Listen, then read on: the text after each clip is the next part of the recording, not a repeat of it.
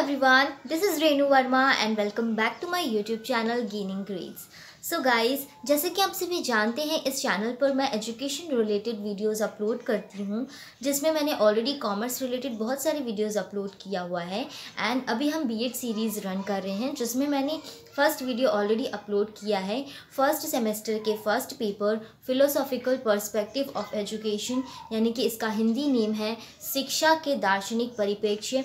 इसके यूनिट 1 से मैंने फर्स्ट टॉपिक लिया था शिक्षा से रिलेटेड मैंने एक वीडियो ऑलरेडी अपलोड किया है, जिसमें हमने डिस्कस किया था व्हाट इज़ एजुकेशन, शिक्षा क्या है।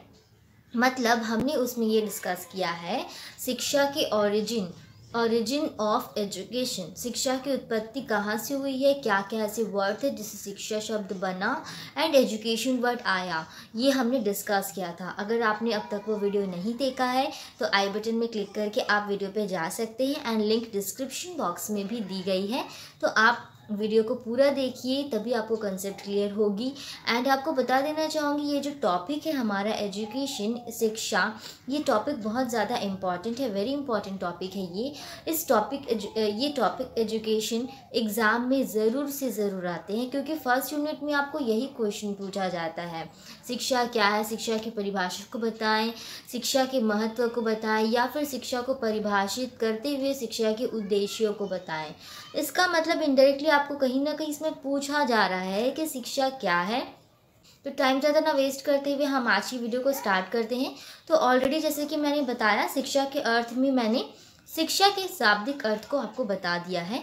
तो इसके आगे की मीनिंग को हम पढ़ेंगे, मतलब नैरो सेंस में एजुकेशन का मीनिंग पढ़ेंगे, वाइडर सेंस ब्रॉडर सेंस में एजुकेशन का मीनिंग पढ़ेंगे, and third one is analytical meaning of education, जिसमें हम एनालाइज करके जो भी थॉट्स हमारे माइंड में आते हैं वो हम एनालिटिकल मीनिंग में लिखते हैं।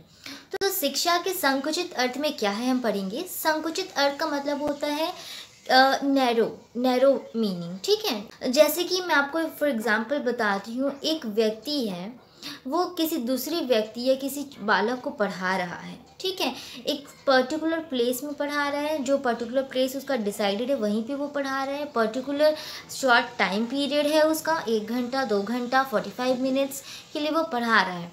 तो एक छोटे से शॉर्ट टाइम पीरियड, छोटे से वक्त के अंतराल में एक पर्टिकुलर जगह पर एक ही पर्टिकुलर इंसान एक दूसरे पर्टिकुलर इंसान को पढ़ा रहा है, वो एक संकुचित अर्थ कहलाता है शिक्षा का। For example, school, some knowledge given by a particular person to a particular children's in a particular place for a particular short time period.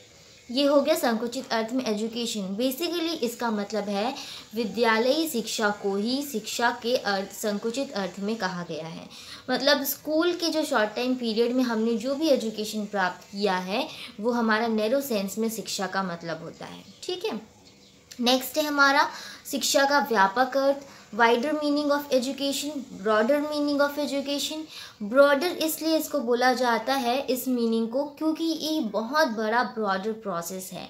Education is a wider process of our life, मतलब आप जन्म से लेकर मृत्यु तक जो भी चीज़ें आप सीखते हैं, जो भी चीज़ें आप एक्सपीरियंस करते हैं, whatever you are learning from the date of your birth till the date of your death, whatever experience you are having in your whole life, it is education, it is somewhere education और knowledge.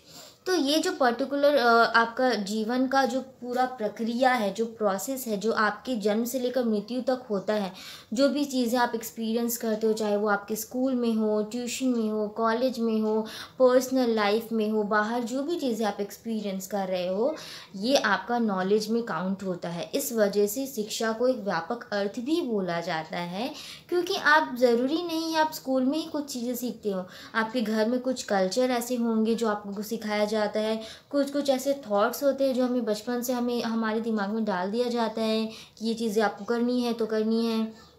ये सब आपकी education ही है। जो भी चीज़ें आप अच्छी बुरी जो भी आप एक्सपीरियंस कर रहे हो, it all comes under education. तो शिक्षा इसलिए बोला जाता है कि शिक्षा एक लाइफ लॉन्ग प्रोसेस है, क्योंकि ये आजीवन चलने वाली प्रक्रिया है। हम जीवन भर यही चीज़ों को सीखते हैं, जो भी चीज़ें सीखते हैं, एक्सपीरियंस करते हैं, ये व्यापक अर्थ में हो जाता है। Education is a life long process, ठीक है। थर्ड हो गया हमारा एनालिटिकल मीनिंग। तो एनालिटिकल मीनिंग में जो भी हमने विश्लेषण किया है, जो भी हमने एनालाइज किया है एजुकेशन की मीनिंग को पढ़ने के बाद, एजुकेशन के कंसेप्ट को पढ़ने के बाद, तो हम उस चीज़ों को एनालाइजेशन में लिखते हैं, विश्लेषणात्मक अर्थ में लिखते हैं। जैसे कि education is a universal process. Education एक सार्वभौमिक प्रक्रिया है। एजुकेशन जो है वो हर तरीके से, हर तरफ से लिया जा सकता है। जो भी चीज़ें हम सीखते हैं वो हमारा एजुकेशन के अंडर आता है, इसलिए एजुकेशन एक सार्वभौमिक प्रक्रिया है, यानी कि यूनिवर्सल प्रोसेस है। सेकेंड हो गया आपका education is a life long process. Education जो है वो आजीवन चलने वाली प्रक्रिया के रूप में, जीवन में जन्म से लेकर मृत्यु तक जो भी चीज़ें हम सीखते हैं वो चीज़ें एजुकेशन के अंडर आती है। इसलिए एजुकेशन को हम लिख सकते हैं education as a life long process, या फिर एजुकेशन एक आजीवन प्रक्रिया के रूप में। हिंदी और इंग्लिश दोनों के लिए मैं बता दे रही हूँ, तो आपको नोट्स बनाने में कोई प्रॉब्लम नहीं होगी। तीसरा पॉइंट है education develop the इनेट power of child. जो बच्चों हैं, बच्चों के जो इनेट पावर होती है, जो आंतरिक शक्तियाँ होती हैं, उसको विकास, उसको डेवलप करने में एजुकेशन हेल्प करता है, शिक्षा हेल्प करती है। क्योंकि जो भी बच्चे सीखते हैं, जो भी देखते हैं, उससे वो सीखते हैं। जब वो कुछ चीज़ें सीखते हैं, एक्सपीरियंस करते हैं, तो उनकी जो इनेट पावर होती है, वो जो एबिलिटीज़ होती है, उनमें जो एक्साइटमेंट आता है कि हम चीज़ों को और देखें और सीखें और जानने की इच्छा उत्पन्न होती है, और उनका मन करता है उस चीज़ों को देखने में, जानने में, तो उसके थ्रू जो बच्चे हैं उनकी इनेट पावर जो है वो डेवलप होता है। ठीक है। And education as a character development of child. Education के थ्रू बच्चों की कैरेक्टर भी डेवलप होती है। जब बच्चे अच्छी शिक्षा प्राप्त करते हैं अपनी लाइफ में, जब आप अच्छे शिक्षित इंसान बनते हैं, तो क्या होता है कि आप में खुद में एक डिसेंट बिहेवियर आ जाता है। आप खुद ही सही और गलत की पहचान करने लग जाते हैं। आपके कैरेक्टर में एक यूँ कुछ चेंजेस आती है जिससे आपको आप खुद भी ऑब्जर्व करेंगे। जब जितना एजुकेटेड आप होते जाएंगे, जितनी लाइफ में आप जितने ज़्यादा एक्सपीरियंस करते जाएंगे चीज़ों को, उतनी ज़्यादा आपके दिमाग में कुछ सही और गलत चीज़ों का एक पर्सपेक्टिव बन जाएगा, और आपको पता होगा कि आप जो कर रहे हो वो सही है या नहीं गलत, जिससे आपका कहीं ना कहीं कैरेक्टर का डेवलप होता है। तो ये कैरेक्टर डेवलपमेंट का भी प्रोसेस है। Education as a dynamic process. Education एक गतिशील प्रक्रिया है, जैसे कि मैंने बताया कि ये हमेशा डायनामिक चेंजेबल प्रोसेस होती है, चलते रहती है, कभी ना रुकने वाली प्रक्रिया है। तो ये education and other is education is a continuous process, निरंतर चलने वाली प्रक्रिया है। Education never stops. एजुकेशन आप कहीं भी जाओ, किसी भी लाइफ के किसी भी स्टेज में, चाहे आप यंगर हो या ओल्डर हो, किसी भी अवस्था में हो, तो आप कभी भी कुछ ना कुछ चीज़ें जो अपनी लाइफ में एक्सपीरियंस करते हैं, जो आप सीखते हैं, जो लेसन आप लेते हैं अपने जीवन में, वो सब एजुकेशन के अंडर आता है। And most important 2 point is education as a bipolar process and education is a tripolar process. Bipolar process जो है, एजुकेशन एक द्विमुखी प्रक्रिया है। बाइपोलर प्रोसेस, ये हमारे बहुत ही फेमस स्कॉलर जॉन एडम्स ने बताया है कि एजुकेशन एक बाइपोलर प्रोसेस भी है, ये उनका मानना है। जैसे कि एजुकेशन जब हम लेते हैं तो एक इंसान हमें सिखाता है, दूसरा इंसान एजुकेशन सीखता है, लर्नर होता है, और एक जो टीचर होता है। तो टीचर जो है वो हमारा फर्स्ट है, and second one is a student और चाइल्ड। तो टीचर एंड चाइल्ड के बीच जो इंटर रिलेशन होती है, जो रिलेशनशिप होता है बीच में, वो एक कोऑर्डिनेशन होता है, जिसके थ्रू वो एजुकेशन ले पाता है बच्चे और टीचर के बीच एक जो रिलेशनशिप है, उसे बाइपोलर प्रोसेस के थ्रू एडम्स ने बहुत अच्छे से एक्सप्लेन किया हुआ है। जब आप आगे चैप्टर में पढ़ते जाओगे तो आपको अच्छे से डिटेल में समझ में आएगी।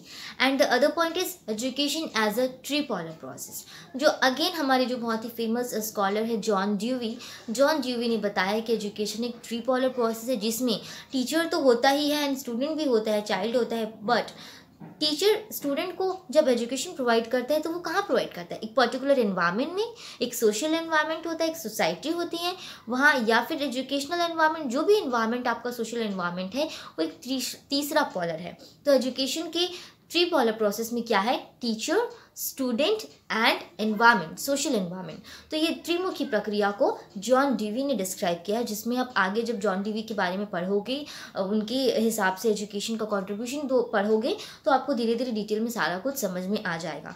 It is a very very important thing. अगर आपको नोट्स रिलेटेड कोई भी हेल्प चाहिए तो आप मुझे प्लीज़ कॉमेंट बॉक्स में कॉमेंट करके बताइए, ताकि मैं आपको हेल्प कर सकूँ। एंड अगर आपको मेरा टीचिंग मेथड पसंद आता है, if you like my content, so please tap to the black thumb and make it blue. And आप चैनल को सब्सक्राइब सब्सक्राइब कीजिए। अगर आप न्यू है हमारे चैनल पे तो प्लीज़ चैनल को सब्सक्राइब कीजिए एंड बेल आइकन को भी हिट कर दीजिए।